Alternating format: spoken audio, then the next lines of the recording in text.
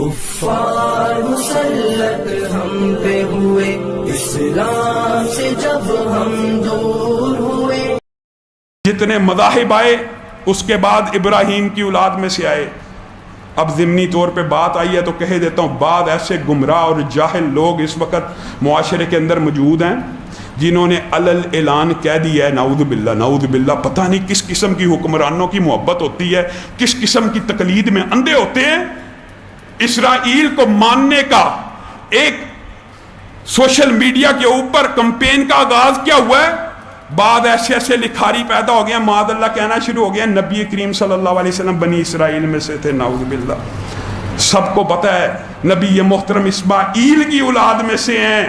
بنی اسرائیل یعقوب علیہ السلام کی اولاد، اسحاق کے بیٹے ہیں یعقوب، وہ دوسرا سلسلہ ہے.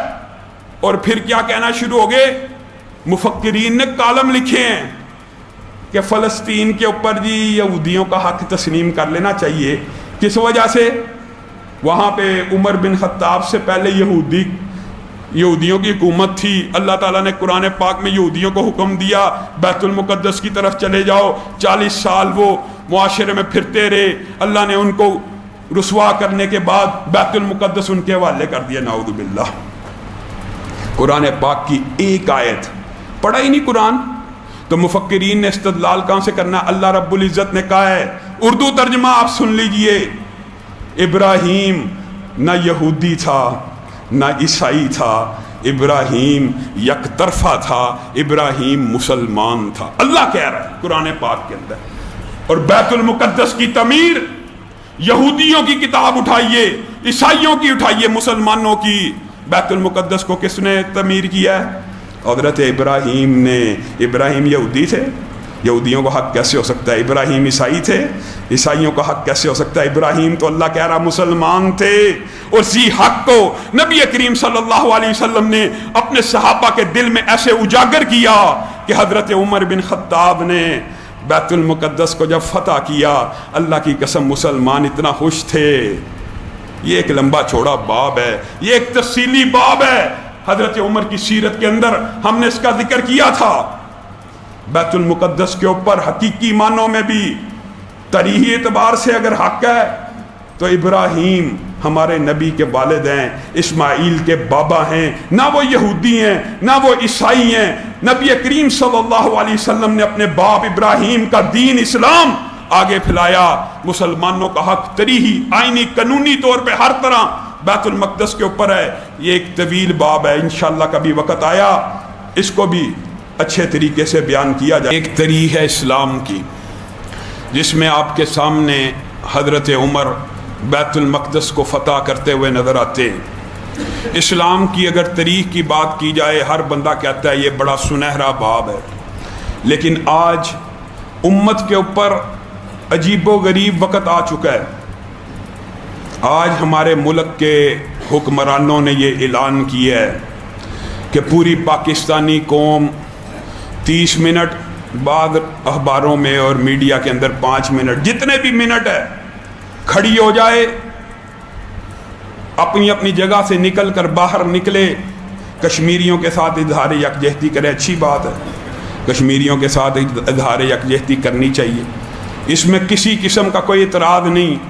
لیکن بھائیو صدق کے دل سے بتاؤ کیا یہ کام حکمرانوں کا ہوتا ہے کہ اپوزیشن کا؟ حکمران بھی اگر یہ سمجھتے ہیں کہ ساری قوم باہر نکل کے احتجاج کرے، کیا مقبوضہ کشمیر اس طرح آزاد ہو جائے گا؟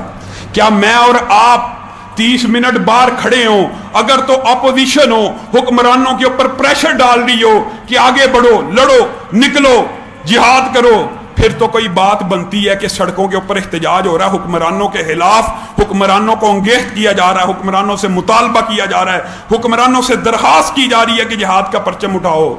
لیکن جب خود حکمران جن کے ہاتھ میں اختیار ہے، جو کام کر سکتے ہیں، جو سپریم کمانڈر ہیں ملک کے، اگر وہی یہی کہنا شروع کر دیں کہ اب کشمیر کا مسئلہ ایسے حل ہوگا، باہر 30 منٹ کھڑے ہو جاتے ہیں. اللہ کی قسم 30 منٹ کی کیا بات کرتے ہو تم؟ 30 دن کھڑے ہونے کا کہو. اگر کشمیر اس طرح آزاد ہوگا، لاکھوں کروڑوں محب وطن اور دین کے طلبہ لاکھوں کی تعداد میں سڑکوں پہ کھڑے ہونے کے لیے تیار ہیں. کیا اس طرح آزاد ہوگا کشمیر؟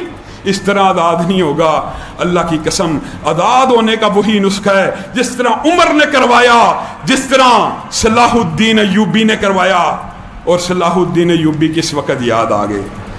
خدا کی قسم کتنی خوشی کا دن تھا.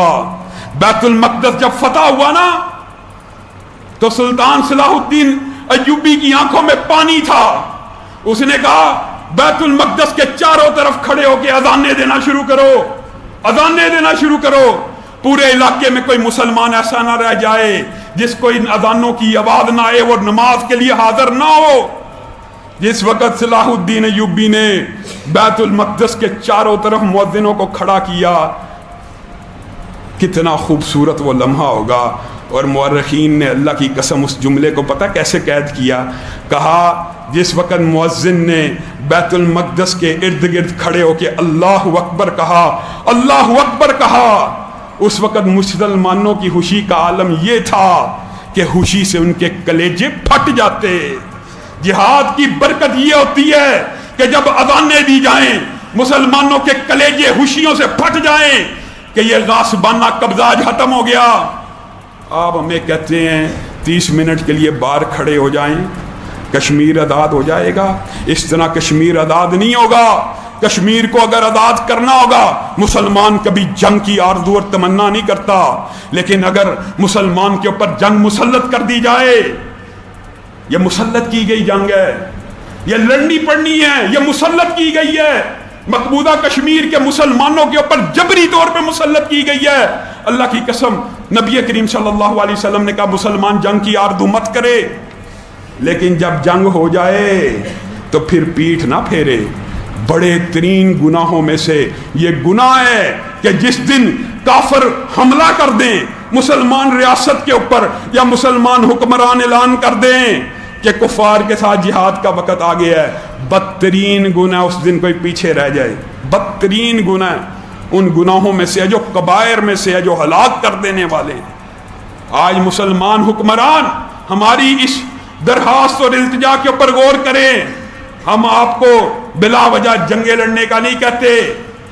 اور علامہ شہید انہوں نے اپنی آخری تقریر میں یہ الفاظ کہے تھے, اور ان کے الفاظ غور کرنے کے لائق ہیں. کیا کہا تھا؟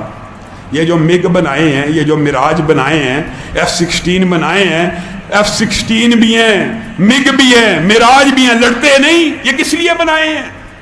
یہ اپنے آپ کو مسئلہ فتح کرنے کے لیے بنائے ہیں, اپنی ہی عوام کو بار بار فتح کرنے کے لیے. یہ علامہ شہید کے الفاظ تھے. ان کے اوپر حکمرانوں کو غور کرنا چاہیے.